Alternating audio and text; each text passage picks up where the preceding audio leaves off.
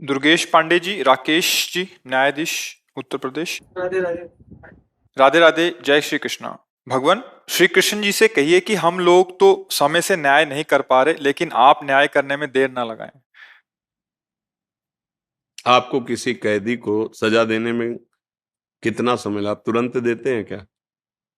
फिर वो तो बहुत बड़े न्यायाधीश हैं, अनंत ब्रह्मांडों का हिसाब किताब है।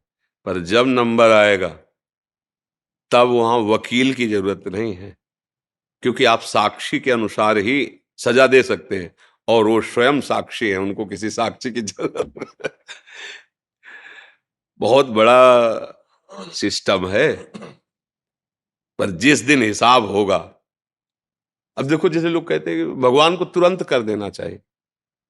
आपके हाथ में कैदी भी है, आपके हाथ में साक्ष्य भी है, लेकिन आप तुरंत नहीं कर सकते।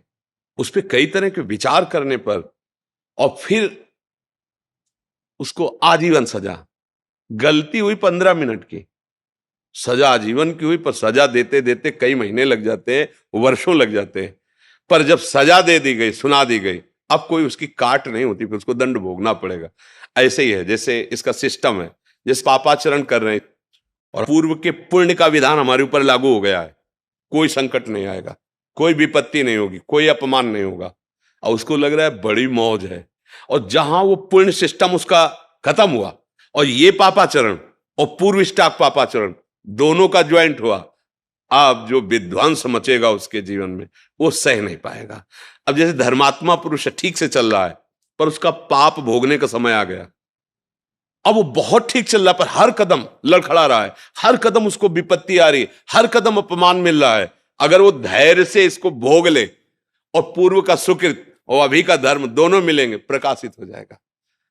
अब ये जरूर है कि हमारे मालिक का रजिस्टर थोड़ा विलंब से खुलता है, पर जिस दिन खुलेगा फिर किसी की ताकत नहीं है कि उसकी रक्षा कर सके। उनका यहां तो आप न्याय करेंगे, दंड विभाग दंड देगा, जेल, वो स्वयं में सब कुछ है। उनको किसी की सलाह की, किसी के आदेश की जरूरत नहीं है। वो परम तंत्र स्वतंत्र, कर तुम अकर तुम अन्यथा कर तुम है। आपकी बुद्धि से ही आपको दंड दिलवा देंगे। बड़ा विधान उसका विचित्र, इसीलिए कहा जाता है डरते रहो कोई अपराध न बन जाए। नहीं तो समय अब ऐसा नहीं है कि आपने अभी अपराध किया और आपके घर में आग लग गई और सब देख रहे कि यार देखो ये अपराध की आग लग गई ना, ऐसा नहीं है। अपराध किया है आप, उसका दंड मिलेगा।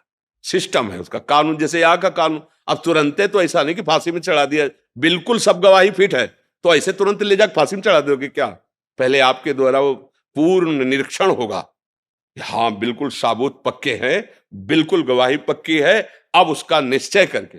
इसीलिए कई जन बैठते हैं, कई अदालतों का स्वरूप भी है, इससे ऊपर फिर इससे ऊपर फिर, मतलब उसको बिल्कुल निश्चित अपराधी को दंड मिलना चाहिए, और जो अपराधी नहीं है उसको मुक्त करना चाहिए। इसके लिए बड़ा विधान। अच्छा, यहां तो धोखा भी हो सकता है, साक्ष्य गलत उपस्थित कर सकते हैं, और आपने देखा है नहीं साक्ष्य के अनुसार ही लेकिन वो तो साक्षी है, वो स्वयं साक्षी है, वो सबके हृदय में बैठा हुआ देख रहा है। पर यह जरूर है कि रजिस्टर थोड़ा विलंब खुलता है, क्योंकि ऑफिस बहुत बड़ी है, अनंत ब्रह्मांडों का हिसाब किताब है। तो इसलिए उनसे कहने की जरूरत नहीं है, वो आपकी भी बुद्धि में बैठे हुए है और चराचर जगत की बुद्धि में।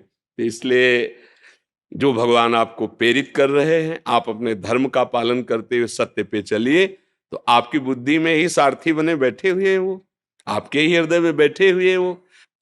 देखो, बहुत ध्यान से सुनना, भगवान की छाती से धर्म प्रकट हुआ है और भगवान की पीठ से अधर्म प्रकट हुआ है। दोनों भगवान से प्रकट हुए हैं, और ये सृष्टि क्रम है। बोले भगवान ने अधर्म रचा ही क्यों? दिन है तो रात है, स्तुति है तो निंदा, इसी को तो माया भगवान ने रचा, इसी को खेल रचा है। अब जीतो, निगेटिव पॉजिटिव दोनों रच दिए, अब किस पे चलते हो? सुमति कुमति दोनों रच दिए, धर्म अधर्म दोनों। खेल तो तभी होगा ना, विपक्ष ना हो तो खेल कैसा?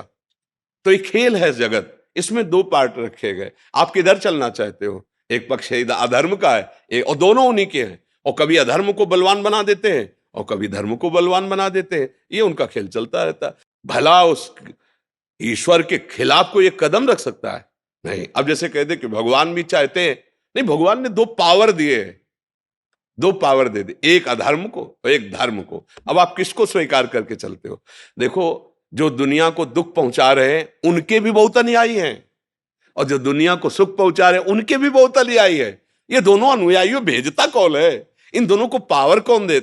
ये सारा खेल बस ये, या रहस्य रघुनाथ कर बेग न जाने कोई, जो जाने रघुपति कृपा तो सपने मोह न होए। अपने कर्तव्य का पालन करो। तुम्हें इस संसार रूपी नौटंकी में कौन सा स्वांग दिया गया है उसको देख लीजिए। जगन नाटक वैभवा, गोपाल शास्त्र नाम में ये जगन नाटक भगवान का वैभव प्रकाशित, तुम्हें स्वांग क्या दिया गया है? जज का। तो जितना तुम्हें ज्ञान दिया है उसके अनुसार तुम्हें न्याय करना, ये भगवान की पूजा होगी। भगवान का स्मरण करते हुए किसी के धन या किसी के बल प्रभाव से दब करके न्याय नहीं, भगवद आश्रित होकर सत्य पे, ये भगवान की पूजा होगी। और जब भगवान प्रसन्न हो जाएंगे तो इस स्वांग से आपको मुक्त कर देंगे। चलो हमारे इस खेल से हटो, त्रिगुणात्मिका माया के, आओ परमानंद खेल में खेलो। अलग अलग खेल है, ये मायाकृत खेल है और एक दिव्य प्रेम लीला है भगवान की, जो भगवान की चिदानंद धाम में निरंतर होती रहती। बड़े बड़े महाभागवत भजन करके वो उसे प्राप्त करते हैं। तो उनसे कहने की जरूरत नहीं है, वही सब रूपों में अपना विस्तार करके खेल रहे हैं। निवेदन है महाराज जी। हाँ जी, एक बार हंस दीजिए आप, हाथ ऊपर करके। नहीं तो ऐसे कैसे हंसने में तो अब जैसे कोई ऐसी बात आवे ना, अब जैसे रोल में हंसला हो तो अलग है, ये जो हंसी होती है ना, ये आनंद की छकन में होती है। जैसे कोई भागवतिक बात कही और एकदम हृदय आनंदित हो गया, उस वो एक अलग। अब जैसे बनावटी में हंसा जाता है ना, तो उसमें स्वाद नहीं होता है। नहीं देखो ना, जैसे नाटक में भी तो हंसते हैं तो उसमें स्वाद थोड़ी होता है। एक ब्रह्मानंद की छकन में, भगवदानंद की छकन में जो हंसी आती है वो लुभायमान करती है। और ऐसे हंसना लुभायमान तो कॉमेडी नहीं, कॉमेडी कहते, क्या कहते हैं? हाँ, मैं अंग्रेजी नहीं अभी अंग्रेजी ले आती, तो इसीलिए तो उसमें क्या हंसी में है। इसलिए पर हमें अच्छा कि जैसे आप जैसे विज्ञ पुरुष, आप जैसे हमारे राज्य पदों में विराजमान जन यदि सत्य को, धर्म को लेकर चलेंगे तो हमारे समाज को बहुत बड़ा लाभ मिलेगा। क्योंकि अगर जो आप जैसे बड़े पदों में बैठे हैं, अगर आप धर्म को नहीं जानेंगे, सत्य को नहीं जानेंगे, तो कहीं ना कहीं आप किसी के दबाव में आ सकते हैं, धन के दबाव में आ सकते हैं, किसी के बल के दबाव में आ सकते हैं। और अगर आप धर्म को जानेंगे तो आपको फोन भी आवे कि फिर हम आपको देख लेंगे, कुछ नहीं हो सकता। हरि का भरोसा हो, पक्का कहते हो, सत्य पे चल रहा हो तो कोई कुछ नहीं कर सकता। बिल्कुल नहीं डरना चाहिए। अब अगर हमसे अधर्म हुआ है और वो ओपन नहीं हुआ, प्रकाशित नहीं हुआ, तो फिर हम ठीक करते हुए भी फंस जाएंगे। वो जो दंड हमें मिलना चाहिए, तो इस समय हमने अपराध नहीं किया पक्का, पर वो जो प्रकाशित नहीं हुआ पाप, अब वो आया है। इसीलिए जो विज्ञ जन होते हैं चुपचाप सह लेते हैं कि ठीक भाई, हमसे गलती नहीं, पर हम जानते कोई ना कोई गलती हमारी है, क्योंकि वो जो साक्षी है वो हमें दंड दे रहा है।